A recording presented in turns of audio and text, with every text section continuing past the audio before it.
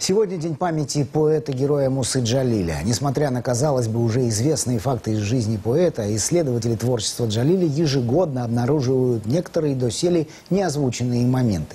Каждый год на площади 1 мая собираются потомки мастера, поэты и писателей. Дмитрий Пивоваров продолжит.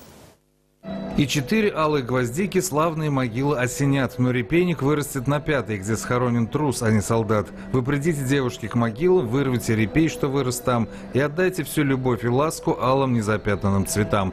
В рамках традиционного дня памяти поэта и его соратников состоялась встреча победителей 4-го конкурса чтецов имени Тукая с потомками поэта-героя. Сегодня исполнилось 70 лет с того момента, как 25 августа 1944 года в фашистской тюрьме Плецензе на Геледзине была казнена группа из 11 татар, входящих в состав легиона Идель-Урал. Они создали подпольную организацию, чтобы соединиться с частями Красной Армии, но по доносу предателя были брошены в тюрьму и казнены. Сегодня тяжелый день для меня и моей семьи. В эти часы, в эти минуты всегда сжимается сердце от боли.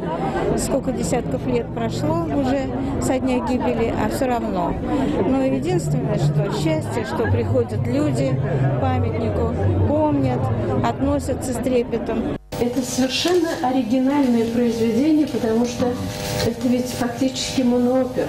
Хранитель театральных фондов Рамзия Такташ может рассказать о любой постановке, и исполнители делают это весьма деликатно. Не секрет, что у любого поколения свой любимый сценический образ, а соответственно и отношение к перевоплощению. Последним актером, который сыграл Джалиля, был Хайдар Бигичев. У нас был Иш Буляков, самый коронный. Вот он, Буляков. Да, в 1957 году его еще студенты пригласили на роль Джалиля, и потом он уже пел в Большом театре.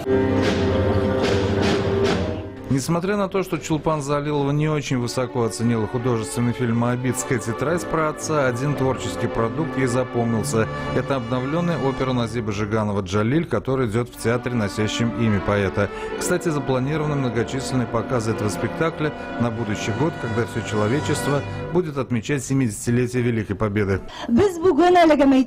Сегодня на Дне памяти Джалиля присутствовали чиновники от культуры с узнаваемым набором слов, артисты татарских театров, литераторы и начинающие творцы, четко следящие за каждой рожденной фразой. Дмитрий Пивоваров, Альфред Камилевский, телеканал «Эфир».